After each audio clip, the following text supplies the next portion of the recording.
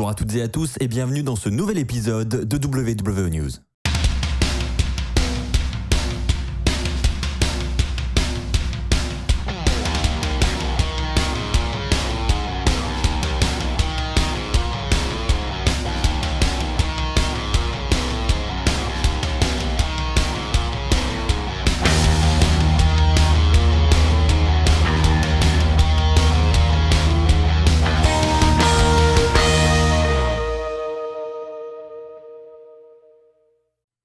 Bonjour à toutes et à tous les amis, c'est Axel, on se retrouve pour un nouvel épisode de WWE News, j'espère que vous allez tous très bien.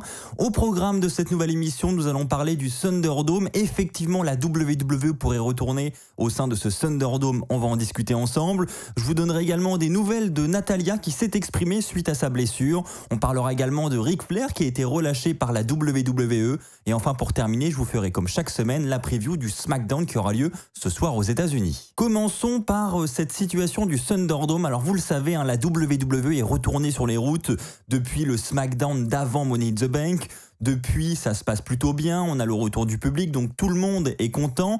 Seulement, vous n'êtes pas sans savoir que la situation épidémique dans le monde entier est en train de s'aggraver et donc tous les plans de la WWE pourraient être modifiés d'ici les prochaines semaines. Alors on a des informations qui nous viennent du Matman Podcast. Ils nous disent dans ce podcast que la WWE est en train actuellement de chercher 6 ou 7 arènes où elle pourrait organiser ses shows en sécurité, où elle pourrait accueillir du public. Parce que vous savez qu'en fonction des villes, on n'aura pas les mêmes restrictions, en fonction du nombre de contaminés, en fonction du nombre de personnes en réanimation, etc. Ça change en fonction des villes, donc la WWE est en train de trouver des arènes où elle pourrait accueillir ses futurs shows, mais on apprend aujourd'hui via Bodyslam que la WWE est très inquiète sur la situation et qu'elle n'exclut pas un retour dans son Thunderdome, elle n'exclut pas non plus de retourner du côté du Performance Center, donc on pourrait faire marche arrière. La WWE avait dit qu'elle reprendrait les routes une fois qu'elle serait sûre de ne jamais retourner au Thunderdome. Maintenant, la WWE ne contrôle pas l'évolution de l'épidémie et malheureusement, les chiffres sont assez mauvais, donc beaucoup d'inquiétudes. Les producteurs commencent à envisager cette piste. Il y a également SummerSlam qui est prévu dans ce grand stade, l'Allegiant Stadium de Las Vegas. Eh bien, tous les plans pour cet événement pourraient également être mis en cause. Alors, il est dit que pour le moment, le show est maintenu. Aux dernières infos, ça a été discuté entre les officiels de la ville et la WWE. Donc, pour l'instant, ils ont décidé de maintenir le show. En revanche, il y a quand même un signe qui montre que la situation est quand même relativement mauvaise. C'est que désormais, tous les spectateurs devront porter un masque au sein du stade. Donc c'est une contrainte supplémentaire qui pourrait, d'ici là, nous amener à l'annulation complète du show, l'annulation complète de SummerSlam. Alors évidemment, on l'espère pas parce qu'on a tous envie de voir ce grand événement avec cette grosse carte devant 60 000 personnes dans un stade bombé. Maintenant, ça s'annonce quand même compliqué, donc rien n'est joué. Donc je ne dis pas que ça va être annulé, je ne dis pas non plus que ça va être maintenu. Pour l'instant, tout est en suspens, beaucoup de questions se posent.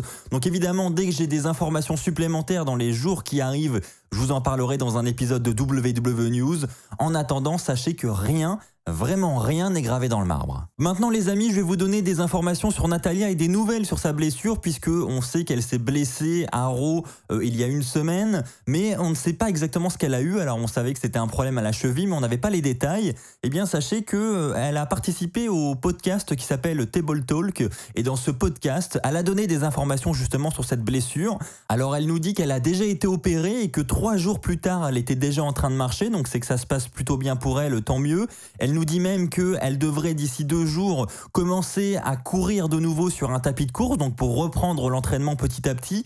Donc ça se passe vraiment bien pour elle. Et enfin, le plus important dans tout ça, c'est que dans cette interview, dans ce podcast, elle a dit qu'elle devrait être de retour normalement, si tout se passe bien, d'ici 1 mois. Donc on aurait une absence seulement de 1 mois pour Natalya, ce qui voudrait donc dire surtout que Tamina devrait conserver ses titres par équipe pour le moment. La WWE ne devrait donc pas rendre les titres vacants pour une période aussi courte. En théorie, on sait que la règle, c'est 30 jours. Au bout de 30 jours, sans défense de titre, on est censé faire perdre les titres et les rendre vacants, mais on sait qu'à la WWE, cette règle n'est jamais vraiment appliquée, donc on ne devrait pas se faire de soucis de ce côté-là. En revanche, en ce qui concerne son retour à la WWE, Natalya communique sur le délai d'1 mois. Maintenant, comme elle le précise également dans ce podcast, elle devra avoir le feu vert du médecin de la WWE pour pouvoir revenir, et peut-être que ce feu vert, elle l'obtiendra quelques semaines plus tard. Donc ne vous étonnez pas si vous ne voyez pas Natalya de retour d'ici 1 mois.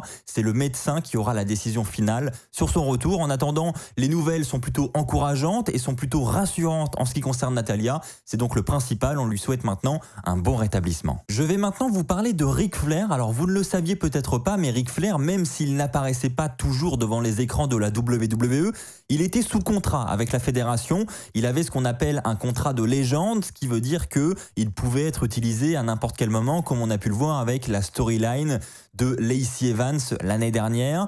Ric Flair a donc été relâché par la WWE. Alors qu'est-ce que cela veut dire? Là, contrairement à Bray Wyatt, c'est une précision importante. Il ne s'agit pas d'un renvoi, parce que ça a pris là aussi beaucoup d'ampleur sur Twitter, mais ça a été un petit peu déformé. Ric Flair a en fait demandé à être relâché. C'est lui qui a fait la demande. Pourquoi est-ce qu'il a fait cette demande? Parce qu'il a envie d'avoir un peu plus de liberté. Il faut savoir que lorsque vous êtes sous contrat avec la WWE, vous ne pouvez pas apparaître sur d'autres conventions en rapport avec le catch qui sont organisées par d'autres organisateurs que la WWE. Donc c'est assez contraignant. Ric Flair avait envie d'avoir cette liberté parce qu'il s'est exprimé justement sur Twitter à ce sujet. Et d'ailleurs, il précise, et c'est très important, qu'il est en très bon terme avec la WWE. Il n'a rien contre eux. Il n'est pas du tout fâché envers la WWE. Il a juste envie de changer un petit peu, et donc il souhaite évidemment tout le meilleur pour la suite à la WWE. Donc voilà, on voit que Ric Flair n'a vraiment rien contre la WWE, contrairement à ce que d'autres médias ont pu rapporter, mais il s'agit vraiment d'un départ réfléchi, et Ric Flair avait juste envie de faire autre chose tout simplement. Et enfin les amis, nous allons terminer cet épisode de WWE News avec la preview du SmackDown qui aura lieu ce soir aux États-Unis. Premièrement, nous aurons le retour de Sasha Banks. Vous le savez, elle est de retour depuis la semaine dernière. Elle a notamment attaqué Bianca Belair, donc ça devrait lancer la rivalité entre les deux en direction de SummerSlam. Donc on devra en savoir un petit peu plus dans l'épisode de SmackDown de ce soir. Une rivalité qui s'annonce assez intense entre les deux. Et puis on aura également un match d'organiser entre Baron Corbin et Finn Balor, puisque je vous rappelle que la semaine dernière, Finn Balor était venu pour signer un contrat pour faire face au champion universel à SummerSlam, et durant cette signature de contrat, Baron Corbin est intervenu et a attaqué Finn Balor, ce qui lui a coûté indirectement ce match.